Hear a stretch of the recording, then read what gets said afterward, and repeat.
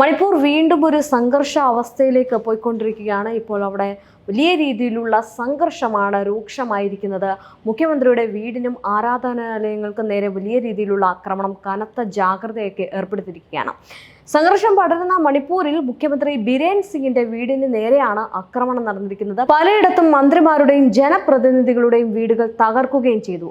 പിന്നീട് ആരാധനാലയങ്ങൾക്ക് നേരെയും ആക്രമണമുണ്ടായി. വലിയ രീതിയിലുള്ള ഒരു സംഘർഷമാണ് വീണ്ടും മണിപ്പൂരിൽ ഉടലെടുക്കുന്നത്. കൂടുതൽ മേഖലയിലേക്ക് വ്യാപിപ്പിച്ച് സംഘർഷം പോയിക്കൊണ്ടിരിക്കുകയാണ്. പ്രധാനമന്ത്രി അടിയന്തരമായിട്ട് മണിപ്പൂരിൽ എത്തണമെന്നാണ് രാഹുൽ ഗാന്ധി ആവശ്യപ്പെട്ടിട്ടുള്ളത്. നിലവിൽ പോലീസ് അക്രമികൾക്ക് നേരെ ടിയർ ഗ്യാസ് പ്രയോഗിച്ചിട്ടുണ്ട്. ഇംഫാലിൽ മന്ത്രിമാരുടെയും ജനപ്രതിനിധികളുടെയും വീടുകൾക്ക് നേരെ വലിയ രീതിയിലുള്ള ആക്രമണമാണ് ഈ പ്രതിഷേധക്കാർ ഉണ്ടാക്കിയിരിക്കുന്നത്. കാണാതായവരുടെ മൃതദേഹങ്ങൾ നദിയിൽ കണ്ടെത്തിയതിന് പിന്നാലെയായിരുന്നു സംഘർഷം പടർന്നത്. അതായത് കഴിഞ്ഞ ദിവസം 3 മൃതദേഹങ്ങൾ നദിയിൽ കണ്ടെത്തിയിരുന്നു. ഇതിനെ ചൊല്ലിയാണ് വലിയ രീതിയിലുള്ള സംഘർഷം ഇപ്പോൾ അവിടെ പൊട്ടിപ്പുറപ്പെട്ടിരിക്കുന്നത്. ഇവരെ കണ്ടെത്താൻ വേണ്ടി സർക്കാരിന്റെ ശ്രമങ്ങൾ കാര്യക്ഷമമല്ല എന്നുള്ള പരാതികളൊക്കെ ഉണ്ടായിരുന്നു. അഫ്സ പുനഃസ്ഥാപിച്ച നടപടി പിൻവലിക്കണമെന്നും സംസ്ഥാന സർക്കാർ കേന്ദ്ര സർക്കാരിനോട് ആവശ്യപ്പെട്ടിട്ടുണ്ട്. എന്നാൽ സംഘർഷം ശക്തമാകുന്ന മണിപ്പൂരിൽ പ്രധാനമന്ത്രി നരേന്ദ്രമോദി സന്ദർശിക്കണമെന്ന പ്രതിപക്ഷ നേതാവ് രാഹുൽ ഗാന്ധി പറഞ്ഞതാണ് ഇപ്പോൾ ഏറ്റവും കൂടുതൽ വീണ്ടും ചർച്ചയാകുന്നത്. ഈ ഒരു സംഘർഷാവസ്ഥയിലേക്ക് പ്രധാനമന്ത്രി വന്നേ പറ്റൂ എന്ന് തന്നെയാണ് പ്രതിപക്ഷ നേതാവ് പറയുന്നത്.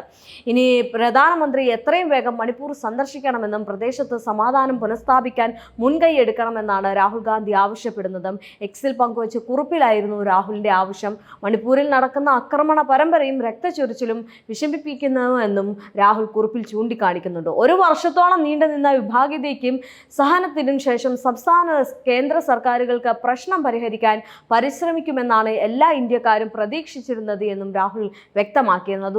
അതുപോലെ തന്നെ ഈ മണിപ്പൂരിൽ സംഘർഷം ശക്തമായതോടെ ഇംഫാൽ താഴ്വരയിൽ വീണ്ടും കർഫ്യൂവും ഏർപ്പെടുത്തിയിട്ടുണ്ട്. ഇംഫാൽ വെസ്റ്റ്, ഇംഫാൽ ഈസ്റ്റ് ജില്ലകളിലാണ് കർഫ്യൂ ഉള്ളത്. 7 ജില്ലകളിൽ ഇന്റർനെറ്റ് സേവനങ്ങൾക്കും വിലക്ക് ഏർപ്പെടുത്തിയിട്ടുണ്ട്. പ്രതിഷേധക്കാർ 2 മന്ത്രിമന്ദിരങ്ങൾക്ക് നേരെയാണ് ആദ്യം കല്ലെറിഞ്ഞത്. മുഖ്യമന്ത്രി ബിരേൻ സിംഗിന്റെ സ്വകാര്യ വസതിക്ക് നേരെയും കല്ലേറുണ്ടായിരുന്നു. മണിപ്പൂരിൽ സംഘർഷങ്ങളുടെ പശ്ചാത്തലത്തിൽ 5 ജില്ലകളിൽ നിലവിൽ കർഫ്യൂ പ്രഖ്യാപിച്ചിട്ടുള്ളത്. ഇനിയൊരു അറിയിപ്പ് ഉണ്ടാകുന്നത് വരെ കർഫ്യൂ തുടരുമെന്നാണ് അധികൃതർ അറിയിക്കുന്നത്. 7 ജില്ലകളിലെ ഇന്റർനെറ്റും ഇതിനോടകം തന്നെ നിരോധിക്കുകയും ചെയ്തിട്ടുണ്ട്. സമാധാനം പുനഃസ്ഥാപിക്കാൻ കർശന നടപടി എടുക്കണമെന്ന് സുരക്ഷാ സേനയ്ക്ക് ആഭ്യന്തര മന്ത്രാലയം നിർദ്ദേശം നൽകുകയും ചെയ്തു. കലാപം ഉണ്ടാക്കുന്നവർക്കെതിരെ കടുത്ത നടപടി എടുക്കണമെന്നും നിർദ്ദേശമുണ്ട്. ബിഷ്ണുപൂർ ജില്ലയിലെ വനമേഖലയിലാണ് സുരക്ഷാ സേനയും അക്രമികളും തമ്മിലുള്ള ഏറ്റുമുട്ടൽ ഉണ്ടായിരുന്നത്. സുരക്ഷയ്ക്ക് നേരെ അക്രമികൾ വെടിയുതിർക്കുകയും ചെയ്തിരുന്നു. 40 വട്ടം വെടിയുതിർത്തതായാണ് റിപ്പോർട്ടുകൾ സൂചിപ്പിക്കുന്നത്. അതേസമയം തന്നെ സംഘർഷം തുടർന്ന് ജിരിബാമിൽ നിന്ന് ഇന്ന് 6 മൃതദേഹങ്ങളും കൂടി കണ്ടെത്തി. കൈക്കുഞ്ഞുൾപ്പെടെയുള്ള 3 കുട്ടികളുടെയും 3 സ്ത്രീകളുടെയും മൃതദേഹങ്ങൾ നദിയിൽ നിന്നാണ് കണ്ടെത്തിയത്. അഴുകി തുടങ്ങിയ മൃതദേഹങ്ങൾ തിരിച്ചറിയുന്നതിനായിട്ട് അസമിലെ സിൽച്ചാർ മെഡിക്കൽ കോളേജിലേക്ക് മാറ്റിയിട്ടുണ്ട്. DNA പരിശോധനയ്ക്ക് ശേഷം മാത്രമേ കൊല്ലപ്പെട്ടവർ ആരാണെന്ന് സ്ഥിരീകരിക്കാൻ കഴിയൂ. മണിപ്പൂരിൽ ഒരു കുടുംബത്തിൽ നിന്ന് 6 വിഘടനവാദികൾ തട്ടിക്കൊണ്ടുപോയിരുന്നു എന്നുള്ള വാർത്തകളൊക്കെ ഇതിനോടകം തന്നെ വന്നിരുന്നു.